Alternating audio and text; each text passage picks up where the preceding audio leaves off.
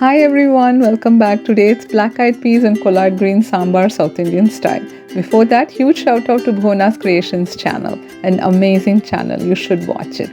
Here are the list of all the ingredients. I have collard greens, black-eyed peas, sambar powder, rice powder, turmeric, salt, potatoes, tamarind juice and oil.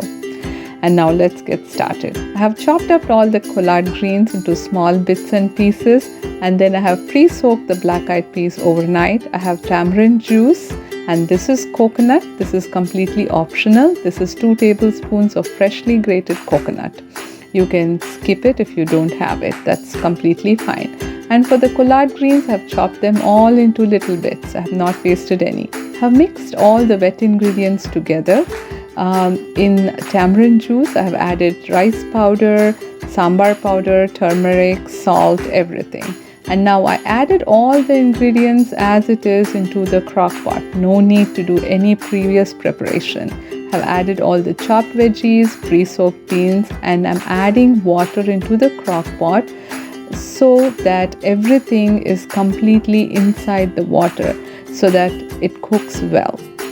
I've not added way too much water, just to make sure everything is submerged into the water. Now I'm going to give it a good stir. I've added a few drops of oil that I forgot to capture.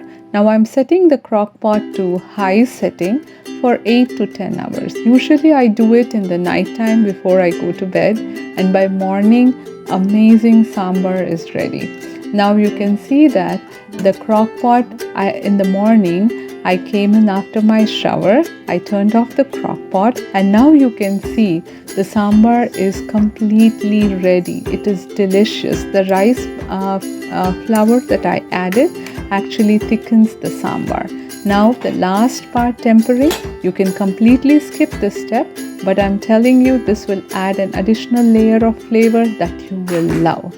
Here I'm adding to any oil of your choice. I've taken canola oil here. I have added 1 teaspoon of black mustard seeds, half teaspoon of cumin seeds, and now I will be adding some Asafoetida or hing or perengayam.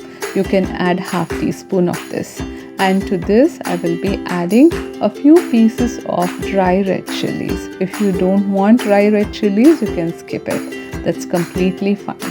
Now let it splatter. I will be covering the lid on this. If not, the black mustard seeds will splatter all over your counter.